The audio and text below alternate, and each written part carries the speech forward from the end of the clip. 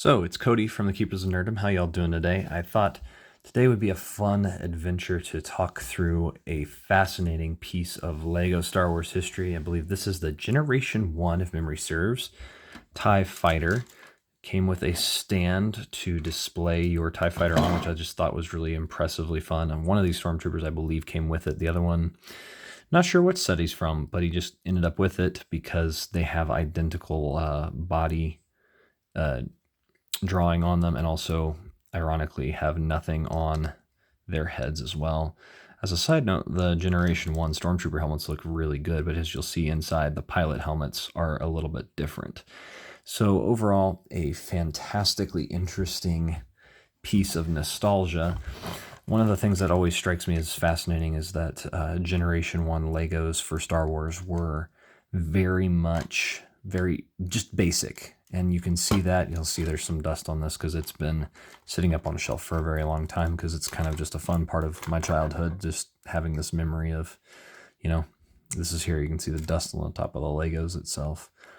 But the concept here is really, really cool, but unfortunately is a little blocky because of just how they designed things, and they just didn't want to make a lot of new pieces.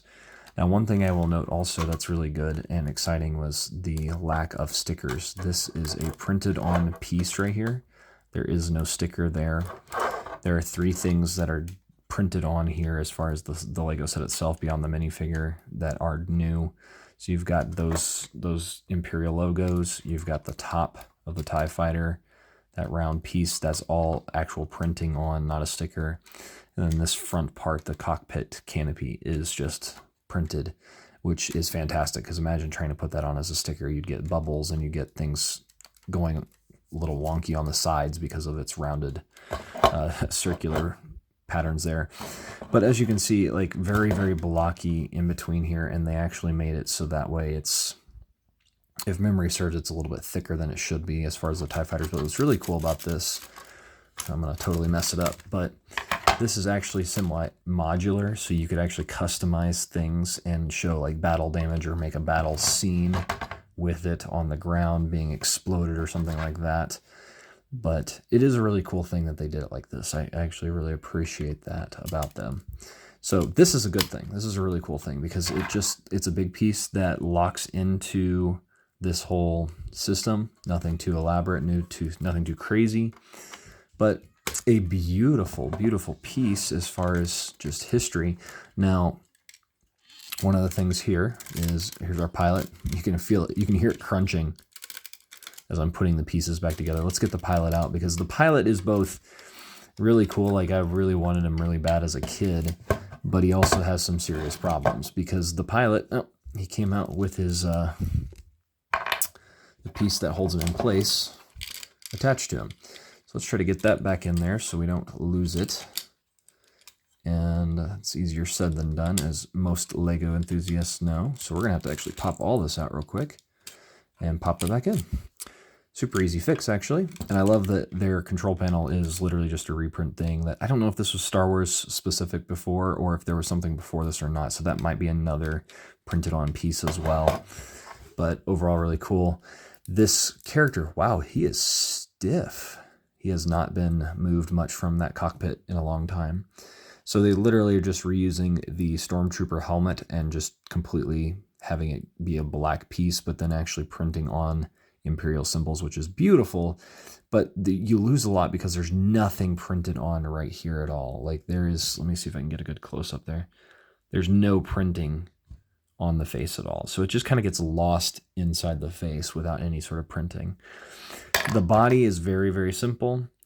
There's not a lot going on here, but honestly, it looks good because of that. It's really pretty. Just very simple, very elegant. Now we take this off. I find that really interesting that instead of, especially for older Star Wars Legos pieces, because normally everything was just the yellow heads, that they used a brown head for this, but yet there's no printing on it at all. Just kind of an interesting thing. Like this is original to the piece and the figure. So bit odd, bit different, bit fascinating, because it's kind of fun to see that was something that was happening. But you know, in the older Lego style, everything was just a yellow minifigure. So kind of cool to see that that was changing there. But yeah, like there's not much here. What's special about him? Well, it's really just a printing on the front of the body, because the legs have no printing, the arms have no printing, the hands have no printing. The helmet has just a little bit of printing. And what's funny is this side is fine. I don't know if it was me over time causing that to scratch off or not, but it is slowly degrading, or it was like that when it first got it. Not sure. So Generation 1 TIE Fighter Lego set. The other thing I think to note that's really just not good, and you can see it in there again, those tan Lego pieces. And there's a lot of weird colors here. You know, you've got your blacks, you've got your light grays, your dark grays, you've got tan inside of that. Let's see if we can see the tan. Yeah, you can even see the tan out here, which that's questionable at best. You know, and this is very, very basic back here, which TIE Fighter's twin ion engine, which I don't remember if they would have two actual engine pieces showing or not, or if that's supposed to be those as well. But at least we've got some blasters on the front. It's just kind of an interesting build because it's very simplistic, very blocky.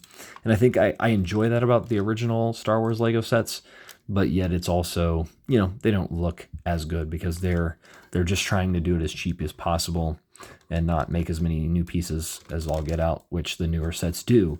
And so they often become way more fancy than the other stuff. Now, one thing I'll say is, in its simplicity, these wings are just fantastic. They're fun. They're just so simple. They work, and that's fantastic. So, what's your favorite Star Wars Lego set? Do you have any of the Generation 1 stuff? Because, you know, those things can be semi-valuable, and at this point, just a lot of fun to have and collect and show, you know, show your kids someday and be like, yeah, this is what we had growing up, and it was a little bit less sophisticated than what you've got, and it also cost $40 or $50 less sometimes. So anyway, I've been Cody from the Keepers of Nerddom. Let me know down in the comments below, and leave a like and subscribe. Take care. Bye.